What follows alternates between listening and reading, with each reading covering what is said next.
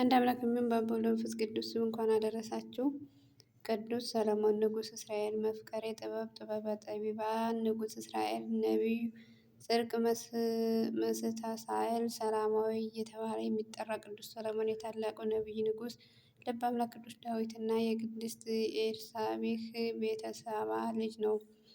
ከ3ኛው መቶ ክፍለ ዘመን በፊት የተወለደ ቅዱስ ሰሎሞን እስከ 12 ዓመቱ ድረስ በቤተ መንግስት ከአባቱ ጋር አድርጎ ቅዱስ ዳዊት 70 ዘመን በሞላው ጊዜ የአካሉ መድከም አይቶ አዶናይስ በጉልበት ነግሣለሁ ቢል አልተሳካለትም። እግዚአብሔር ሰሎሞንን መርጦታልና ገና በ12 ዓመቱ ነገሰ። ልበ አምላክ አባቱ ዳዊት ነፍሱ ከስጋው ከመለየቱ በፊት መከረው። ልጄ ሆይ ልብህን ስጠኝ፣ ፈጣሪህንም አምልክ አለው። ቅዱስ ሰሎሞንም እንደ ነገሰ በገባኦን ለእግዚአብሔር መስዋዕትን አቀረበ። ጌታም ተገልጦ ምን ትፈልጋለህ አለው።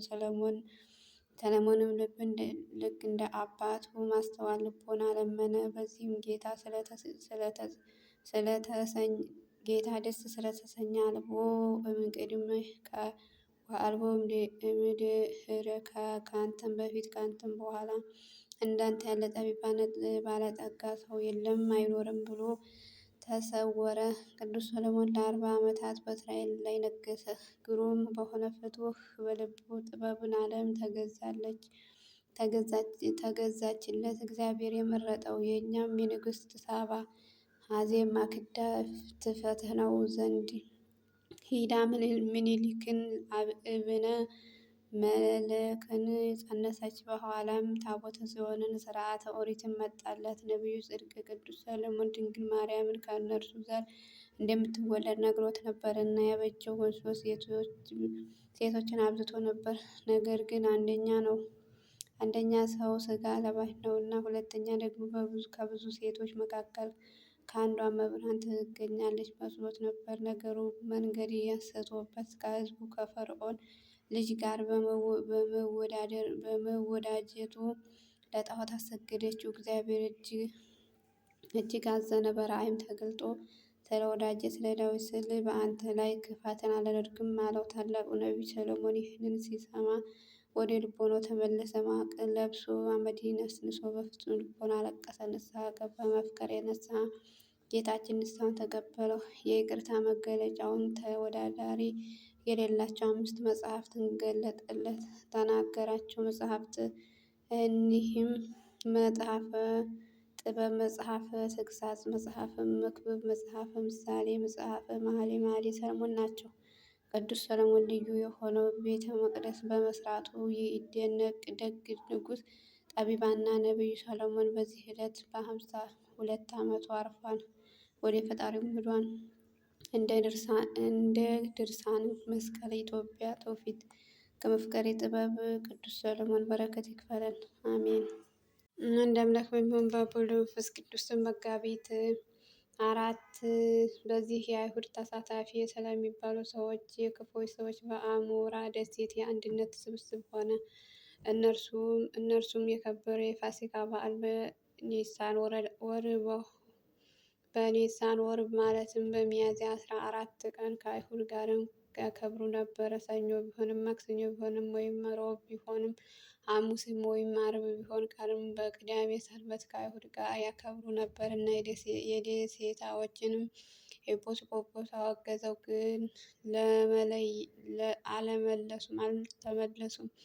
ስለዚህም ወደ ሮሜ ሊቀ ጳጳስ ወደ ድሜጥራጥዮስ፣ ወደ አንጾኪያ ሊቀ ጳጳስ ወደ አባ ስርማኖስ፣ ወደ እስክንድርያ ሊቀ ጳጳስ ወደ አባ ዲሜጥሮስ፣ ወደ ኢየሩሳሌም ኤጲስቆጶስ ወደ አባ ሲሞናስ መልእክትን ላከ። የእግዚአብሔር ሰዎችም ስህተታቸውን ነገራቸው።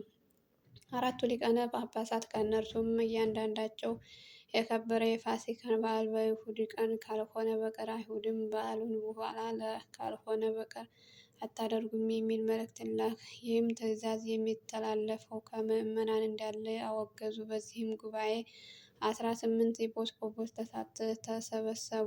እነዚህም ሕግ ለዋጮች አቅርበው የሊቀ ጳጳሱን መልእክታቶች በፊታቸው አነበቡ። ከእነርሱም ምክራቸው የተመለሱ አሉ፣ በስህተታቸውም ጸንተው የቀሩ አሉ። ረገሙምና አውግዘው ከምዕመናን ለዩአቸው። አባቶቻችን ቅዱሳን ሐዋርያት የክብር ባለቤት ጌታችን ኢየሱስ ክርስቶስ የተነሳባትን ዕለተ ፋሲካን ያለ እሑድ ቀን የሚያከብር እርሱ በበዓላቸው ከአይሁድ ጋር ተሳታፊ ነውና ከምዕመናን ይለይ ብለው እንዳዘዙ እንዲሁ የፋሲካ በዓል በዕለተ እሑድ እንዲከበርና ሕጉንም ጸንተውና ተወስኖ እንዲኖር ተሰራ። እግዚአብሔር ከሰይጣን ስህተት ይጠብቀን። በተጋድሏቸው በትሩፋታቸው ደስ ባሰኙት በቅዱሳን ጸሎት ከወጥመዶች እና ከሽንገላዎች ያድነን ለዘላለሙ አሜን።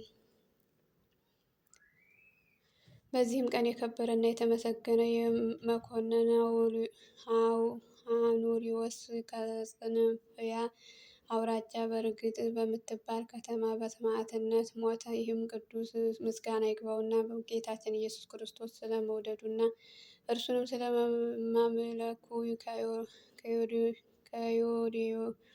ከዲዮቅልጥያኖስ ተልኮ የወጣ ብርያንኩ የተባለ መኮንን ያዘው። በመኮንኑ ፊት በቆመ ጊዜ ምስጋና ይግባውና ጌታችን ኢየሱስ ክርስቶስ ሃይማኖታቸው ከፍ ከፍ ባለ ቃል አብራርቶ ገለጠ። ብዙዎቹ ምስጋናዎችንም ለእግዚአብሔር አቀረበ። በርኩስ ጣዖታትንም ረገማቸው። መኮንኑ በእንጨት መስቀል ላይ ይሰቅሉት ዘንድ አዘዘ። ስለ ከበረ ስሙ ምስክር ይሆን ዘንድ ስለ አደለው ምስጋና ይገባውና ጌታችን ኢየሱስ ክርስቶስ አመሰገነ። ከዚህም ምስጋና ይግባውና በጌታችን ኢየሱስ ክርስቶስ እጅ ነፍሱን ሰጠ። ጸሎቱ በረከቱ ከእኛ ጋር ለዘላለሙ ይሁን አሜን። መጋቢት 4 ቀን የሚከበሩ ቅዱሳን በዓላት የቅዱስ ሊቃውንት አባ አሞኒዮ ደሴት ውስጥ፣ ቅዱስ አውልዮስ መኮንን ሰማዕት። ወርኃዊ ቅዱስ ዮሐንስ ወልደ ነጎድጓድ ወንጌላዊ፣ ቅዱሳን እንድርያስ ሐዋርያ፣ ቅድስት ሶፊያ ሰማዕት፣ ቅዱስ ዮሐንስ ሐርክል ሰማዕት። የእነዚህ ቅዱሳን ረድኤት በረከት በሁላችንም ይደር። በዓለ ቅዱስ ቅዱሳን መላእክት ሞት ተሰርኩልን አሜን።